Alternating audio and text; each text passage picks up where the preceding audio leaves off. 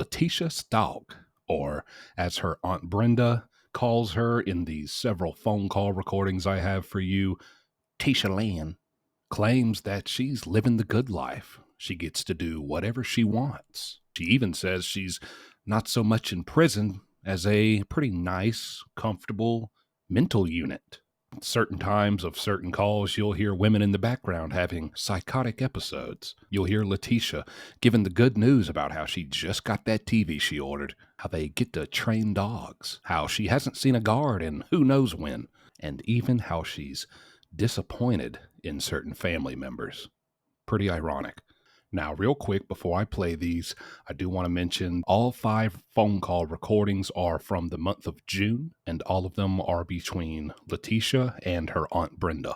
Now, since these calls, Letecia has been transferred from Colorado to Kansas, and according to my source, the YouTube channel Phone Calls from Prison, he's the one who actually obtained all these phone call recordings. He says due to the laws of Kansas, likely not going to be able to get any more prison phone call recordings from Letecia. And with that being said, I'm going to go ahead and play some of the more interesting sound bites, in my opinion, and I'll let you hear these. And if you would like to hear all of these phone calls in their entirety, again, check out the YouTube channel Phone Calls from Prison. He's the one who has all of these, and he's going to be uploading the full calls in a video. Good. You know, People don't realize that unless they study it enough to know. Like, when you have to go through things like that, it causes your brain to have flashbacks. You have, like, nightmares. You have, like, trauma, and you never deal with it. And you go all this time, you never deal with it. And then you just become a paranoid person, and that's just how, you know, if I would have had counseling and stuff like that for it, but we didn't really know a lot about counseling and stuff like that. They always would be like, oh, you don't need help. You know what I'm saying? Or they say you got ADHD or DTS or whatever it's called. Yeah. They're throwing it. So there was a girl at my house, and she goes to counseling once a week, and they don't do nothing but give her crazy pills. That's what I'm saying. I ain't gonna take no pills, and that's how I am. I don't. And they give her pills every week. They give her pills. She just goes every week just to get them pills. Yeah, see, and I'm not gonna do that. Like, I can't stand taking meds, except anxiety meds. The pills are not helping them. Yeah. There's 4 or 5 of them on deep brain straight taking. They're not helping them. They're making them crazier. Crazier. Yeah. I mean, it made me have worse anxiety. Like, they made me take it at the jail, and I'd be like, what is wrong? I would be more depressed taking the depression meds. Out of that environment, when you take somebody out of the environment they're used to, like, I got taken away from the environment I was used to, of, like, you know, family help. I had friends that I knew, to the community. I had a whole community of help. Then you take somebody out of that, that's like taking them out of their lives, and you're left all alone. I'm left all, hey, that's me, I'm left all alone. I'm left all alone. That's how I felt leaving from Carolina. I'm left all alone. And then your mind just starts playing games on you. So just a soundbite from the first phone call that we have. It sounds like Letecia is talking a little bit about how she thinks, you know, her upbringing and just things that happened with her family situation have impacted her.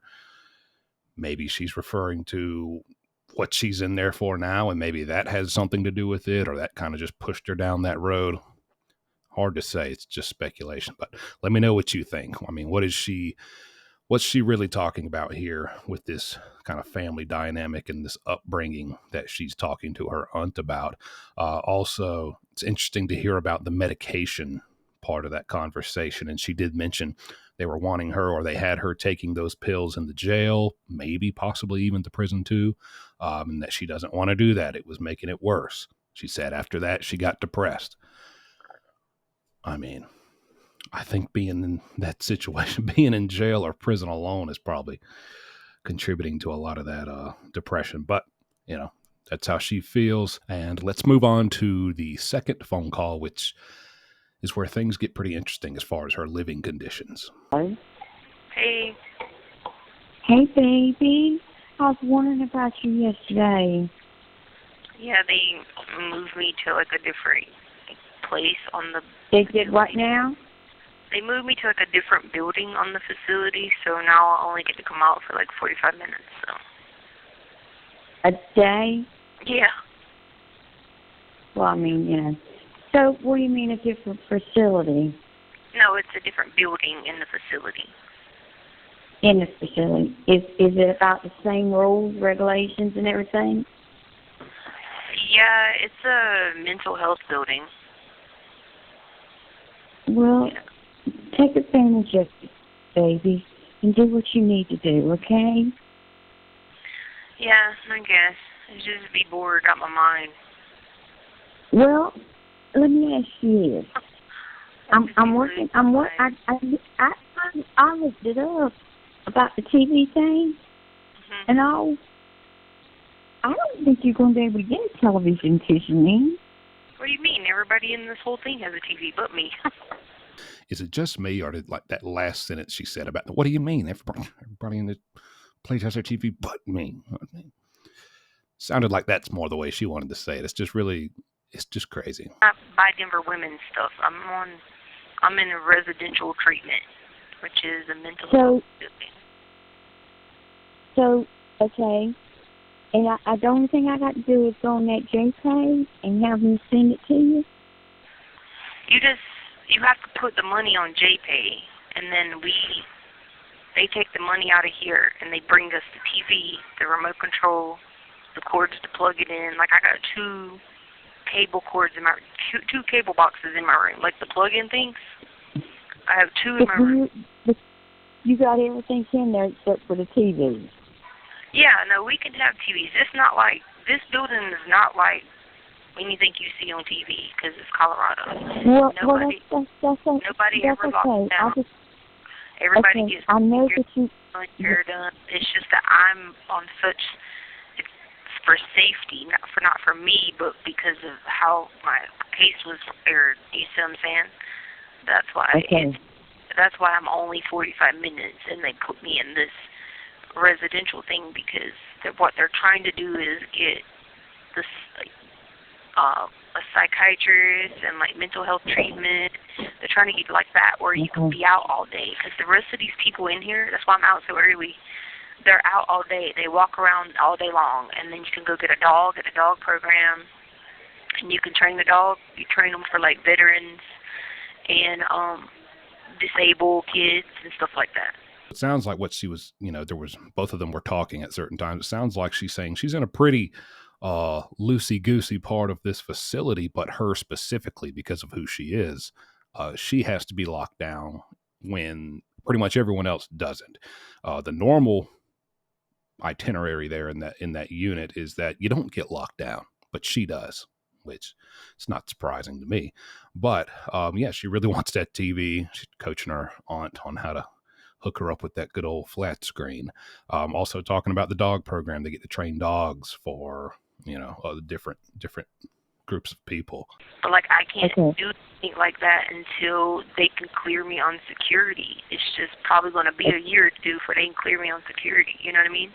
Okay, your daddy was supposed to send you some money. Did you get any money from Kenny?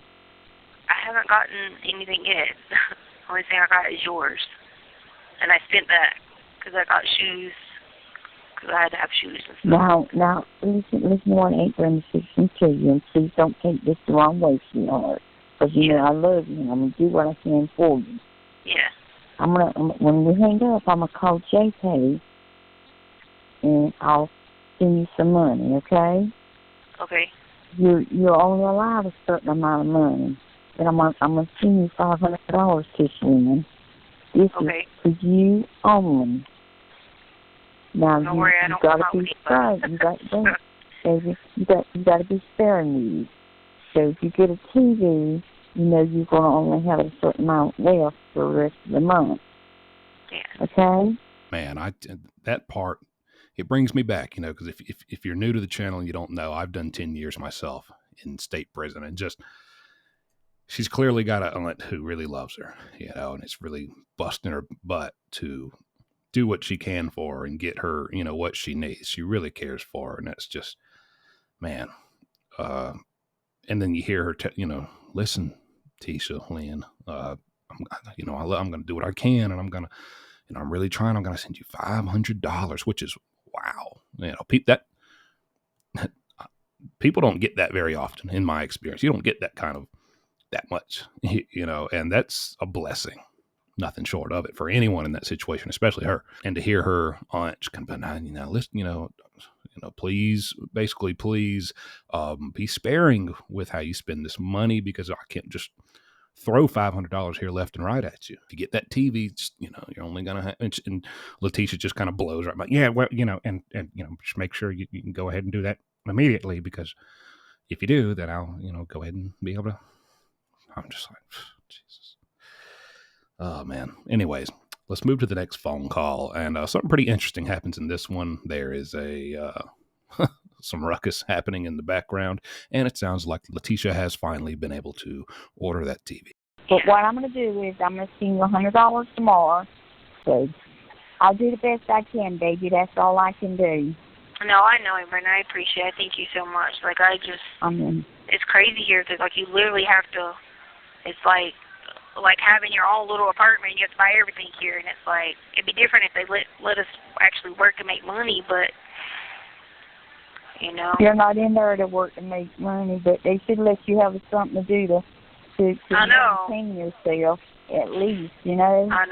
I mean, it's good they should, but, that's part of the punishment, I guess you could say, if you want to. Well, no, like, some people work. Like, they really don't punish people here. It's like, I guess because it's Colorado, they don't really do, like, things that they show at other places. It's not really like that here. Like, they have dog programs here, like, where you can train dogs, and, like, you really don't have to be locked down and all that stuff. It's just a lot. You walk around pretty much and do whatever. Like I said, it's just, I would be doing all that if it wasn't a security issue. So that's the biggest thing. So, now, like, have you met any? To go everywhere, Have you met any ladies in there that you can talk to and stuff? Yeah, like, I'm out with some people now. Remember, I wasn't out with people. Right. But now that I am in the mental health side of it, there's 1, 2, 3, 4, 5, 6 of us out now. So that's always good to have a little bit of people out. Like, we came out the other day and I convinced them to watch wrestling. So I had them watching wrestling the other day because we have like a TV in the day hall, and so I had them watching wrestling. Yeah. But your TV would be in your in my room. Yeah. The ones in the day hall is shared by at least 50, 60 people. Yeah. Now, in your room, do you have somebody in the room with you? No, that's why I'm in the mental health place, because it's single cell, just one person in a cell, which is kind of why I would like to stay over here too, because I don't do good with other people. Can I send you any kind of pictures or anything?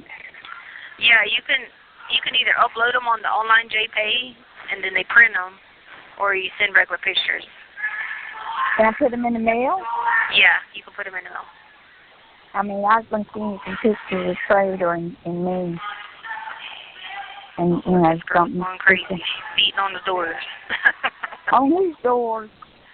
The nurse just came to give her her meds. She's in a form of psychosis right now, so she thinks that these people she thinks it's crazy stuff, so she's in this psychosis right now. Wow, very interesting. Inmates don't get in trouble at that prison. That's I don't know if I believe that, but yeah, she's not there anymore. Who knows what the conditions will be in Kansas, where she now is. She just got transferred there a few days ago, very recently. So, but that's how things were for her in Colorado. Okay, and it looks like she's still, if no one else, she's going to have that supporting her. And those were just some interesting sound clips. There's honestly so much more. I mean, there are 5 full length, 18, 20, 25-minute phone calls.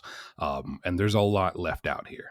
We'd be here 2-3 hours if we really went over everything. So if you want to hear everything there is, and a lot of stuff that I was not able to cover, check out Phone Calls from Prison. Such an underrated channel. They get their hands on so much good stuff over there. So really go check them out. And they have all these phone calls if you'd like to hear more. Thanks for watching. See you next time.